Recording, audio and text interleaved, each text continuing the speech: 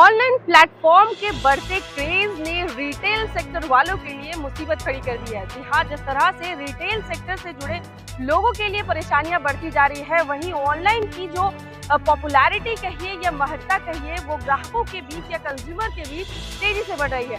उसे लेकर के एमरा ने अपना चिंता जताया है। साथ ही साथ केंद्र सरकार को एक ज्ञापन सौंपा है। इस ज्ञापन में तमाम उन ब्रांडों के नाम को चिन्हित करके बताया गया है जिनके सोर्स का कोई अता पता नहीं होता।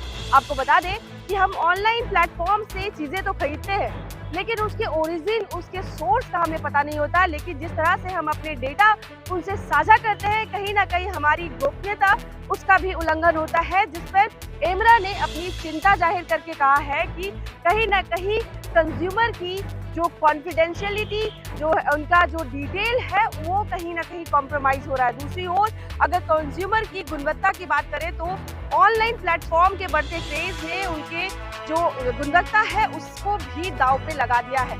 रिटेल सेक्टर वालों की बढ़ती चुनौतियां उद्योग में हो या फिर कंज्यूमर के साथ हो, उसमें लेकर के भी तमाम ब्रांडों के साथ साथ केंद्र सरकार को भी अवगत कराया है। आज चाणक्य बीएनआर में 2 दिन की कार्यशाला में इस बात को लेकर गहन चिंता की गई, जिसमें तमाम विभिन्न जिलों से लीडर जो रिटेल सेक्टर से जुड़े हैं वो आकर के अपनी समस्याएं, चाहे वो रिटेल कंज्यूमर की गुणवत्ता से कॉम्प्रोमाइज करने का हो या फिर जो स्कैम हो रहा है ऑनलाइन प्लेटफॉर्म पे कंज्यूमर के साथ, उसको लेकर के एक परिचर्चा का आयोजन हुआ, जिसमें तमाम चीजों को केंद्र बिंदु पर रख करके ज्ञापन सौंपा गया है। आपको बता दें कि रिटेल सेक्टर की जो रीच है वो कहीं ना कहीं अमेजोन, फ्लिपकार्ट और अन्य ऑनलाइन प्लेटफॉर्म के आने से घटती नजर आ रही है, जिसको लेकर के केंद्र सरकार को अवगत कराया। चलिए हम सीधे आपको ले चलते हैं कि और किन तरह की जो चुनौतियां हैं रिटेल सेक्टर से जुड़े लोग फेस कर रहे हैं और क्या अहम मुद्दा है, हम सीधे आपको लिए मोबाइल चलते हैं। खरीदता और उसको हम गारंटी के साथ सस्ते में मोबाइल देते हैं।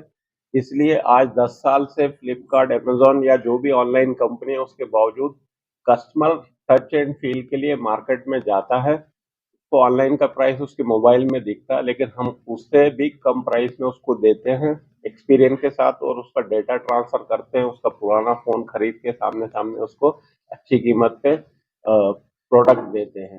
तो ऑनलाइन का जो चैलेंज है वो सिर्फ एक्सक्लूसिव प्रोडक्ट जब ऑनलाइन पे रहता है और मेन लाइन पे नहीं रहता तभी होता है। उस चीज के लिए हम लोग सरकार के साथ और ब्रांड के साथ लगातार संवाद कर रहे हैं, और हम कोशिश कर रहे हैं कि एक्सक्लूसिविटी बंद हो। एक्सक्लूसिविटी बंद होगी तो कंज्यूमर का फायदा है। सिर्फ एक प्रोडक्ट जो आपके हाथ में ऑनलाइन में अवेलेबल है और मेन लाइन में नहीं है, तो वो किसी भी प्राइस में वहां पे सेल करेगा, उससे कंज्यूमर का नुकसान होगा। हम कहते हैं कि लेवल प्लेइंग फील्ड होना चाहिए, प्रोडक्ट ऑनलाइन में होना चाहिए, मेन लाइन में होना चाहिए। फिर कस्टमर डिसाइड करे कि उसको ऑनलाइन में खरीदना है या मेन लाइन में। 80% कस्टमर आज भी मेन लाइन को भरोसा करते हैं क्योंकि उनको टच एंड फील मिलता है। तो हम कोई चैलेंज नहीं मानते हैं।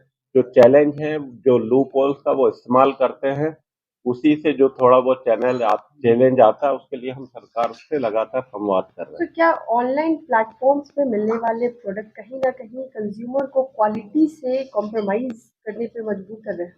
जी देखिए, ऑनलाइन के अंदर प्रोडक्ट प्लेटफॉर्म के थ्रू बिकता है, जहाँ पे कोई भी जाके अपने आप को रजिस्टर करके बेच सकता है। तो जो काउंटरफिट प्रोडक्ट या सेकंड हैंड में खरीद के रिफर्बिश करके भी फोन वहां पे बेचते हैं। ऑनलाइन से प्रोडक्ट खरीदा और वो या तो काउंटरफिट था या रिफर्बिश था।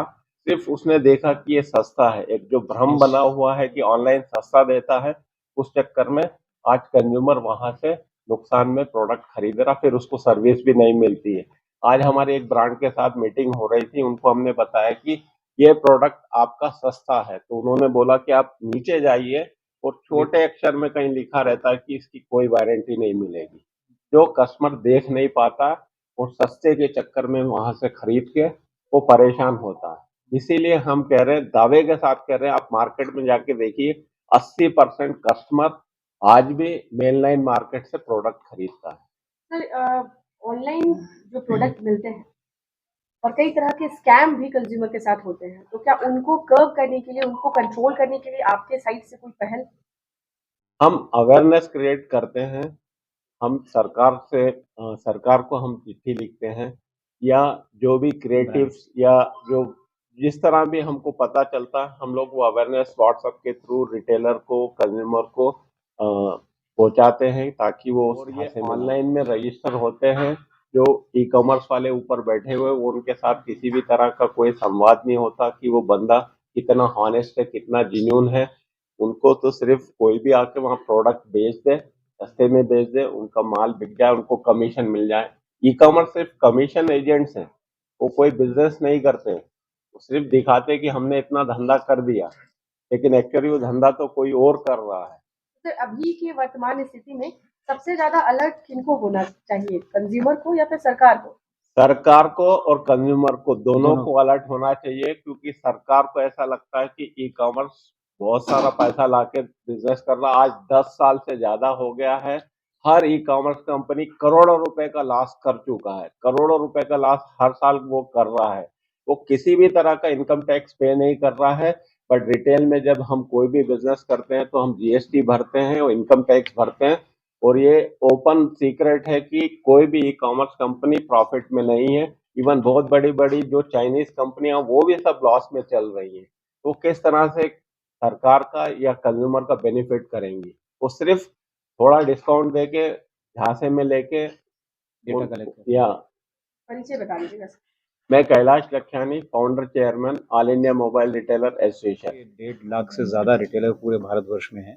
मोबाइल रिटेल इंडस्ट्री को हम रिप्रेजेंट करते हैं और all India mobile retailer association आज 10 साल कंप्लीट करने को आ गया।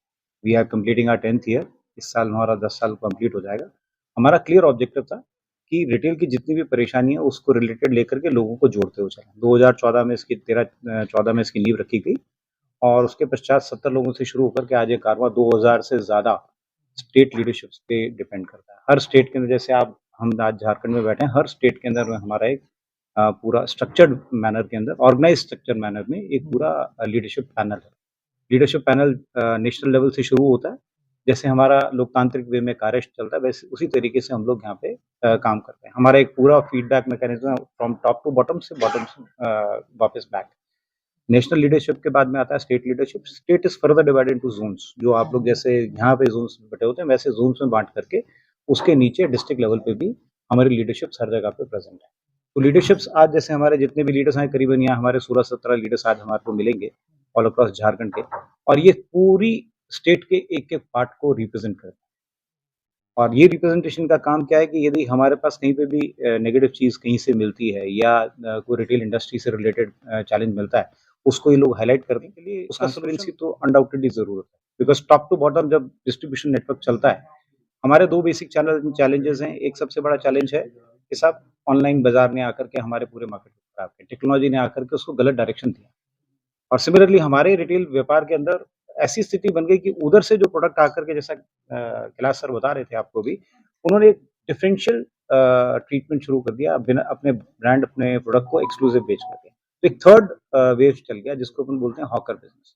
हॉकर बिजनेस कुछ भी नहीं है, ऑनलाइन या डिफरेंट तरीके से प्रोडक्ट लेकर के आते हैं उसका राजस्व के ऊपर डेंट देते हैं और प्रोडक्ट लेकर के रिटेल में चला जाता है। होता क्या है कि कंज्यूमर को क्या फैक्चुअली वो चीज़ मिल रही है, नहीं मिल रही है, उसके ऊपर बड़ा चैलेंज है। तो हमने ब्रांड्स के साथ ये डिस्कशन किया है और सब ब्रांड्स ने हमारे को पारदर्शिता के लिए टूल्स देना शुरू किया। वी आर प्राउड टू से देयर आर ब्रांड्स जो हम लोगों को टूल्स देते हैं। सैमसंग देता है, टॉप टू बॉटम देता है।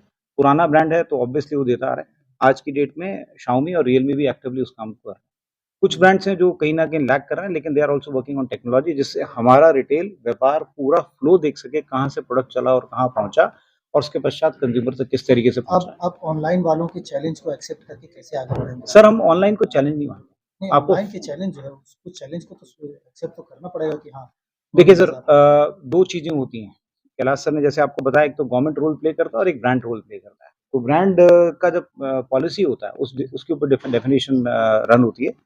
आज की डेट में ब्रांड्स का फोकस ऑनलाइन की तरफ था बिकॉज वो वहाँ पे बर्निंग करके प्रोडक्ट को काट करके बेच रहे हैं। तो उसका डैमेज क्या हो रहा है रिटेल इंडस्ट्री, उससे पूरा हाइजीन खराब हो रहा है। इवन ब्रांड्स के ऊपर भी नेगेटिव। तो they have also started understanding that जो हम लोगों ने रिलेशनशिप बनाया उसके बूते पे हम लोग ग्राउंड रियलिटीज दे पाते हैं। हम कैटलिस्ट हैं। कैटलिस्ट का काम अच्छे प्रोसेस को तेज करना और बुरे को स्टॉप करना। और तो इसमें मैं ये ऐड करना चाहूँगा नेशनल चेयरमैन और नेशनल जनरल सेक्रेटरी आज हमारे स्टेट में आए हुए हैं क्योंकि चैलेंजेस दिन प्रतिदिन बढ़ रही है। ऑनलाइन में जो स्कैम्स हो रहा है या कंज्यूमर तक जो परेशानी आ रही है, और हम लोग हर एक डिस्ट्रिक्ट वाइज अपने लीडर्स अपॉइंट करके डिस्ट्रिक्ट को भी अलाइन करके हम लोग बेटर तरीके से मेनलाइन प्लेसमेंट कर रहे हैं।